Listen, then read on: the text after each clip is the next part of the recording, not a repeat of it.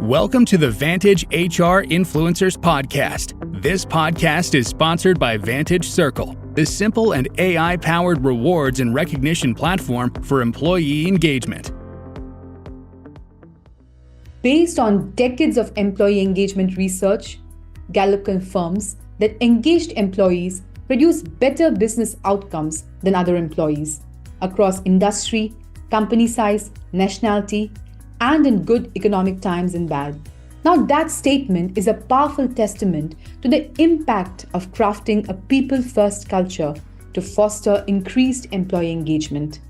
A culture where employees feel engaged and cared for.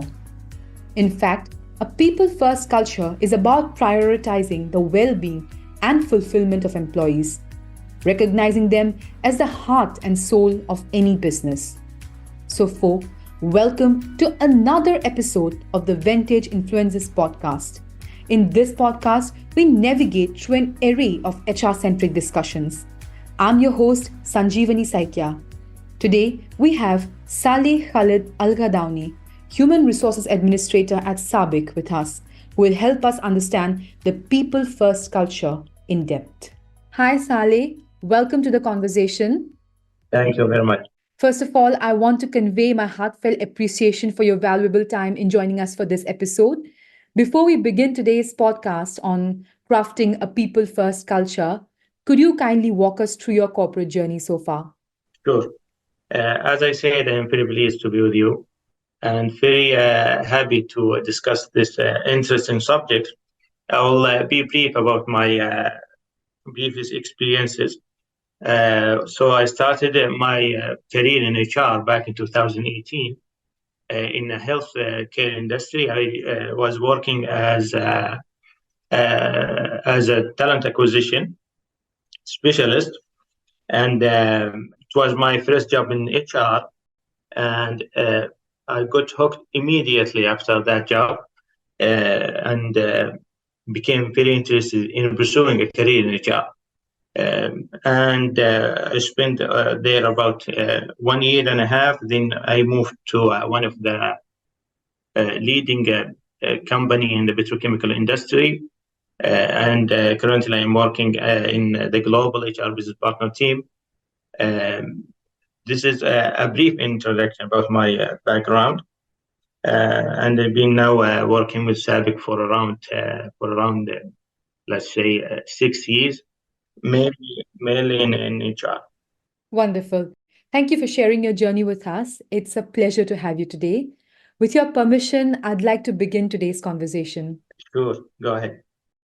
I think you'll agree if I say that a people-first culture is no longer a buzzword, but it's an important strategy in itself, recognizing that people are the company's most valuable asset and taking care of their needs, I believe has profound implications for overall success. Now, as we embark on this discussion, it's important to first of all understand people-first culture. So, how would you like to define people-first culture? And why do you think it has become so crucial in today's business landscape? Yes, sure. People-first culture is very crucial actually today in today's landscape business. But let me first take a broader look at what we mean when we say a culture. So I will start by defining the culture in general, and then we'll dive deep into the first people culture, and we'll take a closer definition to people first culture. Or let me say that organizational culture in general is a system of shared values and beliefs which governs how people behaves in that organization. So every organization has a certain, let's say, ways of doing things that reflects on their culture. So you can see sometimes when you're dealing with some people in a certain organization, you can feel their culture, and it always affects the employees and their interaction with each other and with their customers. This is a brief definition of a culture in general, or organization culture, and there is many types of organizations that they may have some certain cultures, let's say like schools, university, private sector, government sector, you can always feel their culture. A people first culture definition, I would say many people have defined it in a very simple and direct definition. Many people say that organization culture, it's an organization that values employees over profit. But I would say my personal definition is a business strategy that align the employee well-being, growth, and satisfaction with the organization's goals. So it is a strategy that an organization needs to work on in today's landscape, as it is a crucial part in an organization's success. So that's why I wanted to define it to be a strategy that an organization needs to follow.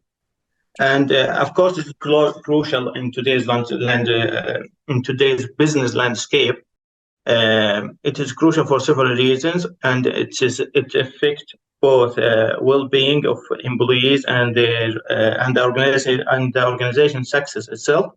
Organizations now are competing to create a culture that makes their employees happy and to attract the top talents and be an employer of choice.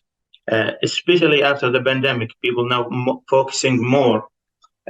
Organizations now focusing more on their employees, and by promoting that culture, people first culture, they also will benefit in increasing the productivity of their performance. Engage and satisfied employees will be more productive and perform better. They will also be more likely to go the extra mile and contribute innovative ideas. Also, many companies now are working to promote these cultures. Let's say I have gone through some of the, let's say, a study that Google had done before. It's a series of laboratory tests to figure out how the productivity of their employers. True. That's well defined. So, moving on, as we explore the significance of putting people at the forefront, the conversation naturally shifts to how leaders can actively demonstrate their commitment to fostering an inclusive team environment. Somewhere, I believe it's more about embodying the values through tangible actions.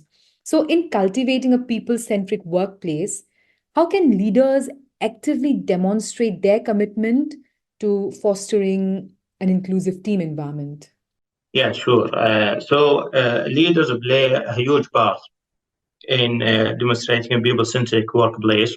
Yes. And if the leaders now have these values rooted in themselves, and I think they will be a huge effect on their employees and their team environment. But vice versa, some leaders, they don't have these values in themselves because the way they were working or previous, let's say before the pandemic, there were no focus on the employee first culture.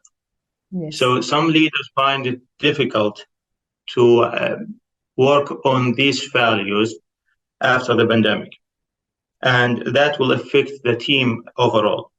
So I had a discussion with one of my colleagues, and he was talking about a vice president in another organization. The discussion with him was, why don't you value these people first culture that people are promoting? Why don't you focus more on the people on your team, and that will also benefit your organization? Correct. His main reason was that his word was that I did not grow like that. So I did not have these values with me. So that's why some leaders now find it difficult to focus on their employees. Vice versa, leaders need to learn these values, and they will feel the difference in their team once they implement these values. Yes. Building upon that, Crafting a people first culture presents leaders with a delicate balancing act, since it's again a challenge to provide flexibility to employees while maintaining organizational structure. And obviously, it requires thoughtful navigation. So, it would be great if you could tell us how leaders can strike the right equilibrium to empower their teams while ensuring operational efficiency and goal achievement. Sure. Finding the right balance between flexibility and structure in a people-first culture is definitely a hard challenge. So many companies offer flexible working schedules and give their employees a chance to work remotely, but they struggle with these new ways of working due to several reasons. Of them, one of them is the way of communicating these ways. So after the pandemic, many organizations tried to promote working from home, work of flexibility, but some of them struggles Yes. because employees, because employees thinks it's some sort of vacation time away from office. I know some people were hiking and attending meetings, so that was an issue that many organizations struggle with them.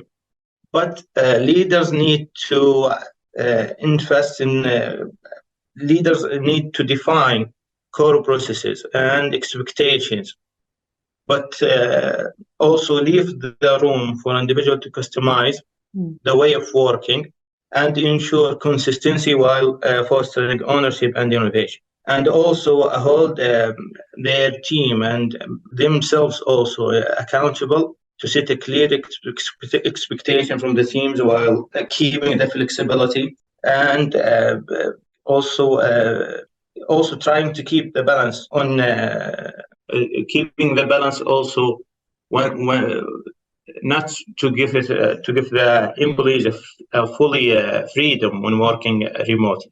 Correct. Touching on what you have just mentioned, I think you've mentioned a very significant point that the process must be customizable by employees. So, in a way, you're trying to say that the employees must have the freedom to customize the policies or the process according to themselves, right? Yes, of course. This is what every organization should do, is that they need to hear from their employees, not only set a rules and also and waiting for them to follow these rules. These new rules and policies might not suit the employees' life or their personal lives. So actually, hearing from the employees is very essential to creating this flexibility and achieve the goal from this flexibility. Okay, perfect. Although there are undeniable benefits, organizations striving to prioritize people often face common challenges, from resistance to change to communication barriers. These hurdles can impede the seamless implementation of a people first culture. Since this discussion aims to equip organizations with actionable strategies, please help us identify those barriers and also suggest some solutions or approaches that can be employed to overcome those barriers. Sure. I think one of the challenges that organizations face today is that many employees they don't understand why the organization are doing what they are doing in order to create a people first culture. So I know some of my colleagues, my organization are promoting this people first culture in a very positive and good way. So one of my we had some challenges with some of the employees. Many of them think that this is just a waste of time of the organization resources, and they complain about it. Why do they, let's say, put activities for the employees to engage? Why do they promote like working from home? Why do they do that and that? And think it is some purpose. This is, I think, they don't understand the purpose of doing these initiatives. Secondly, they also don't want to adapt to change, and some of them are stuck pre the pandemic. They think it is only we do these some sort of work only during some certain times or some certain let's say, hard times for us. This is one of the challenge. Other challenge that organizations face is how to link these new values with how people do their work. And I think this depends also on that organization industry. So each industry will need to have their own way of doing things and promoting the first people culture based on their needs and their employees' needs and that industry needs. These are some of challenges that I think uh, many organizations will face these days. Correct. Again, you have highlighted some critical barriers there. So thank you. As we explore the intricacies of fostering a people first culture, it becomes imperative for organizations to gauge the effectiveness of their initiatives. Understanding how to measure success in building such a culture is vital for continual improvement. Also, even after such a culture is in place, it is important to understand if it is doing well and benefiting the organization and its employees. So the question naturally emerges, how can companies measure the success of their efforts in building a people first culture? And Saleh, do you find any metric or indicator particularly insightful? Yes, I think this is a very important point for organizations to see how they are doing in terms of promoting that first people culture True. and crafting that culture. So if it's not measurable, you can't know where are you going, what are you doing with in terms of what's good, what's working, and what's not working.